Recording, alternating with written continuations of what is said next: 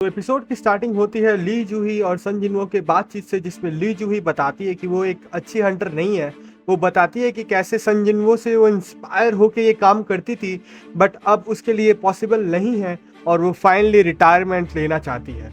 उसके बाद हमें देखने को मिलता है कि वुंग जिन चुल हमारे हीरो को वार्न करता है हुआंग डॉक सो के बारे में, जो कि एक बहुत ही खतरनाक एस रैंक है जिसका लॉ एंड ऑर्डर भी कुछ नहीं कर सकती, और वो अब सन जिनवो को मारना चाहता है। वो जिनचुल सन जिनवो को सजेस्ट करता है कि वो अपने फैमिली को लेके ये कंट्री ही छोड़ दे। इतने में हमको फिर सन जिनवो को दिखाया जाता है, जो कि अब सोचता है कि अब उसको और एक रीजन मिल गया और ज्यादा स्ट्रांग बनने के लिए। उसके बाद हमें यू जिन हो और सन जिनवो का स्ट्राइक फोर्स को देखने को मिलता है, जो कि उसने प्रिपेयर किया है सी रैंक डंजन के लिए। वो बताता है कि बस उनको 8 लोग चाहिए थे मिनिमम डंजन का क्लियरेंस मिलने के लिए, तो उसने जिस चीज को उठा लिया।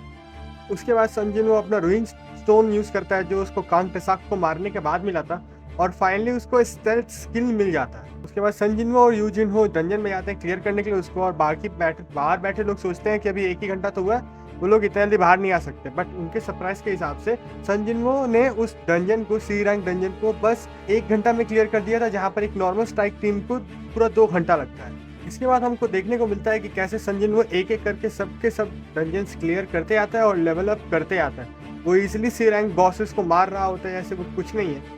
लेकिन सन जिनवो को पता है कि वो अभी बस एक बी से ए रैंक बीच का ही हंटर है, और वो अभी भी वो सर्विस वाला जो डंजन है उसको क्लियर नहीं कर सकता। इतने में ही उसे सिस्टम से एक नोटिफिकेशन आता है, जिसमें बोला जाता है कि अब वो एक जॉब चेंज कर सकता है और उसके लिए उसको एक क्वेस्ट दिया जाता है। इतने में ही व्हाइट गिल्ड के एक मैनेजर को सन जिनवो के रीअवेकनिंग का हिंट मिल जाता है, और वो निकल जाता है सन जिनवो को रिक्रूट करने के लिए। वो अपने सबऑर्डिनेट को बताता है कि कैसे सन जिनवो ने एक डबल डंजन को सरवाइव किया है, कैसे उसने हुआंग डक्सो की स्ट्राइक टीम को मार डाला, और कैसे कांग टेसाक के मर्डर स्प्री पे भी वो बच के निकल गया। फिर वो अपने सबऑर्डिनेट को बताता है कि कैसे रीअवेकनिंग ही बस इन सारे चीजों को एक्सप्लेन कर सकता है।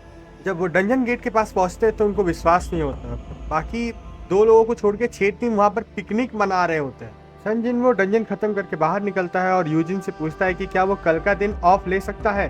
तो यूजिन उसे बोलता है कि उसके पास कुछ गेट्स है जो उसने खरीद रखे हैं, बट उसको अब वो कैंसिल करने पड़ेंगे।